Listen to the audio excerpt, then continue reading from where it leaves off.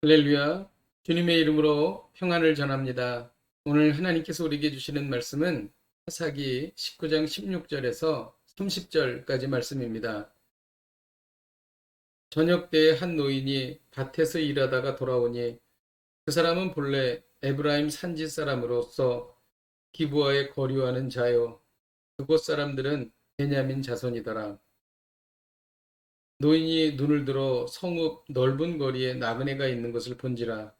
노인이 묻되 그대는 어디로 가며 어디서 왔느냐 하니 그가 그에게 이르되 우리는 유다 베들레헴에서 에브라임 산지 구속으로 가나이다. 나는 그곳 사람으로서 유다 베들레헴에 갔다가 이제 여호와의 집으로 가는 중인데 나를 자기 집으로 영접하는 사람이 없나이다. 우리에게는 나귀들에게 먹일 집과 여물이 있고 나와 당신의 여종과 당신의 종인 우리들과 함께한 청년에게 먹을 양식과 포도주가 있어 무엇이든지 부족함이 없나이다 하는지라. 그 노인이 이르되 그대는 안심하라. 그대의 쓸 것은 모두 내가 담당할 것이니 거리에서는 유숙하지 말라 하고 그를 데리고 자기 집에 들어가서 나귀에게 먹이니 그들이 발을 씻고 먹고 마시니라. 그들이 마음을 즐겁게 할 때에 그 성읍의 불량배들이 그 집을 에워싸고 문을 두들기며 집주인 노인에게 말하여 이르되 내 집에 들어온 사람을 끌어내라. 우리가 그와 관계하리라 하니 집주인 그 사람이 그들에게로 나와서 이르되 아니라 내 형제들아 청하노니 이 같은 악행을 저지르지 말라. 이 사람이 내 집에 들어왔으니 이런 망령된 일을 행하지 말라. 보라 여기 내 처녀딸과 이 사람의 첩이 있은즉 내가 그들을 끌어내리니 너희가 그들을 욕보이든지 너희 눈에 좋은 대로 행하되 오직 이 사람에게는 이런 망령된 일을 행하지 말라 하나 무리가 듣지 아니하므로 그 사람이 자기 첩을 붙잡아 그들에게 밖으로 끌어내매 그들이 그 여자와 관계하였고 밤새도록 그 여자를 능욕하다가 새벽 미명에 놓은지라. 동틀 때의 여인이 자기 주인이 있는 그 사람의 집문에 이르러 엎드려져 밟기까지 거기에 엎드려져 있더라. 그의 주인이 일찍 일어나 집문을 열고 떠나고자 하더니 그 여인이 집문에 엎드려져 있고 그의 두 손이 문지방에 있는 것을 보고 그에게 이르되 일어나라. 우리가 떠나가자 하나 아무 대답이 없는지라. 이에 그의 시체를 나귀에 싣고 행하여 자기 곳에 돌아가서 그 집에 이르러서는 칼을 가지고 자기 첩에 시체를 거두어 그 마디를 찌고 12덩이에 나누고 그것을 이스라엘 사방에 두루 보내매 그것을 보는 자가 다 이르되 이스라엘 자손이 애굽 땅에서 올라온 날부터 오늘까지 이런 일은 일어나지도 아니하였고 보지도 못하였도다. 이 일을 생각하고 상의한 후에 말하자 하니라. 아멘. 오늘 말씀은 상당히 엽기적인 내용이 기록되어 있습니다. 사사시대에는 왕이 없어서 자기 소견대로 행했습니다. 이는 하나님의 백성이 하나님을 떠나 자기 마음대로 살았다는 것입니다. 오늘 말씀을 묵상하면서 하나님의 백성이 하나님을 떠나면 어떤 상태까지 가는지를 분명하게 알게 되었습니다.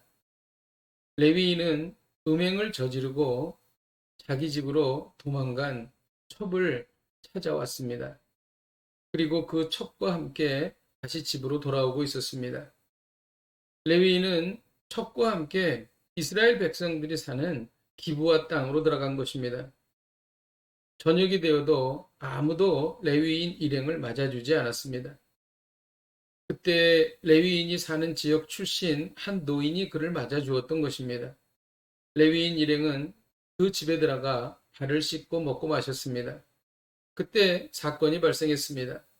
22절에 보면 성읍의 불량배들이 그 집을 에워싸고 그 레위인을 끌어내라는 것입니다.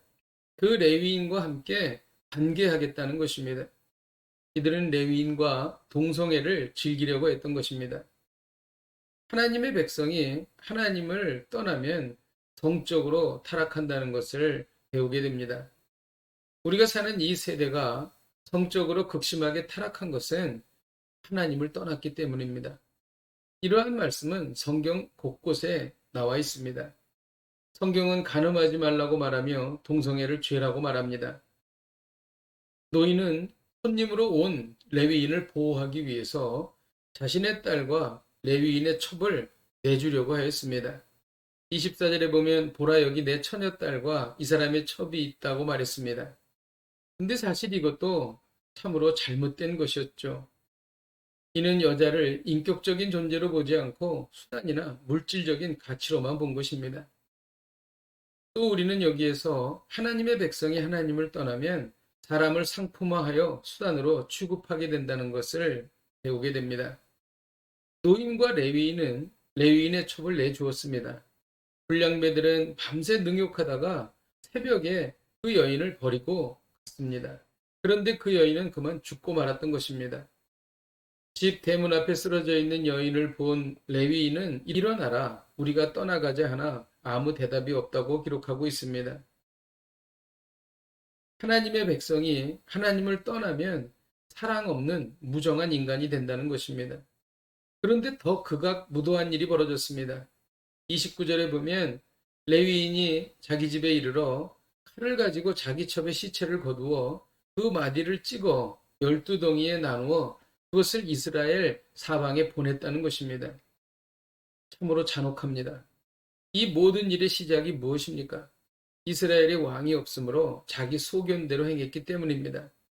하나님이 보시기에 하나님을 떠난 삶은 극악무도한 인생인 것입니다. 그러므로 속히 회개하고 하나님 앞으로 돌아와야 할 것입니다.